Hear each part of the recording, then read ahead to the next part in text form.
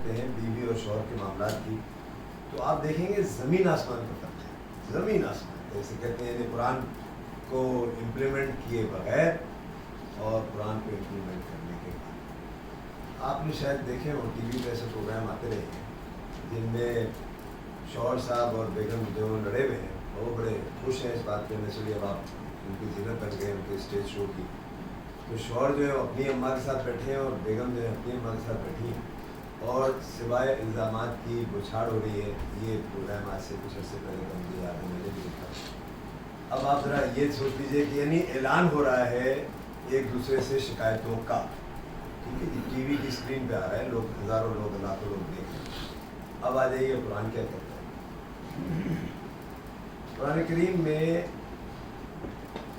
سورہ نساء میں 34ویں آیت میں کہ نیک بیویاں تو وہ ہیں جو شوہروں کے کہنے پر سکتی ہیں. یہاں پر کیونکہ مرد حضرات ہی بیٹھے ہوئے ہیں تو آئیے ان کی باتیں بھی کر لیتے ہیں. زیادہ تم ان کا لباس ہو وہ تمہارا لباس ہے. اب اگر یہ کوئی اب یہ حکمت کی باتیں آ رہی ہیں. ایک اور جگہ کہا گیا کہ تمہاری بیویاں تمہاری کھیتی ہے، یہ 223 ہے سورہ بقرہ کی. اب کسی چیز کو بھی تھوڑا سا ایلیبریٹ کریں، تھوڑا ایلیبریٹ کریں. مقصد یہ ہے کہ ہمیں قرآن کو سمجھنا ہے اور قرآن ہم سے خود سوال کرتا ہے کہ ہم نے قرآن کو آسان بنا دیا ہے، کوئی ہے کہ سوچے اور سمجھے. سورہ قمر میں 4 دفعہ ریپیٹ کر کے تو آپ اور ہم سے یہ سوال کہتا ہے کوئی ہے جو سوچ.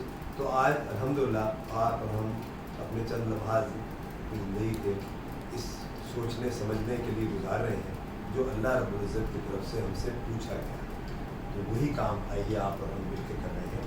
جب ہم یہ کر رہے ہیں تو اس میں لکھا ہوا ہے کہ تمہاری بیوی تمہاری کھیتی پہ ذرا سا غور کیجیے گا. اگر آپ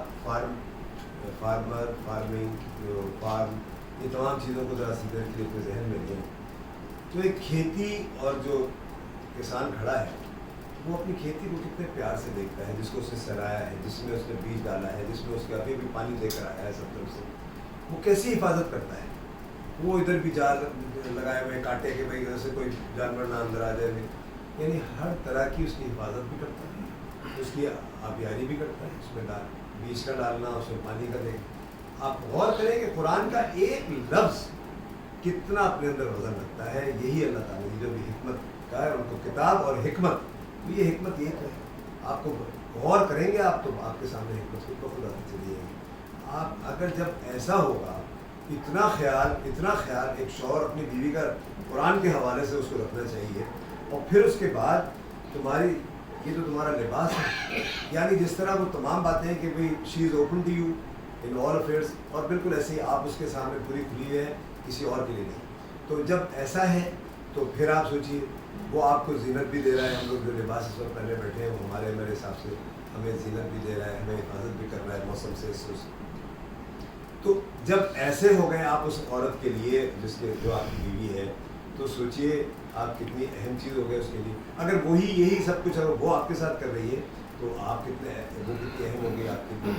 تو قرآن کا تو کانسیپٹ آپ نے جب سامنے رکھیں گے تو وہ سارے جو شوز، جب ٹی وی شو کی اس کی بات کریں، یہ سب تو آپ کو شیطانوں کے عمل نظر آئے گا. یہ ہو کیا رہے ہیں آپ؟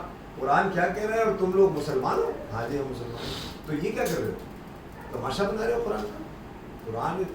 قرآن سے ٹو یو، ایک بیوی تمہارے شوہر کے بارے میں تم اتنے باتیں کر رہی ہو، یہ شوہر جو تم بیوی کے بارے میں اتنی باتیں کر، نکاح میں تو ہو نا، جی ہم نکاح میں تو ہیں، ابھی ہمارا نکاح نہیں، تو نانسنس والی ڈوئنگ ہو گئے ہیں.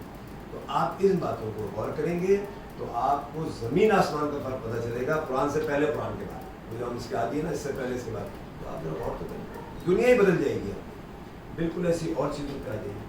آپ کو پتہ ہے کہ ذرا سی بات ایک دوسرے سے ہونے کی دیر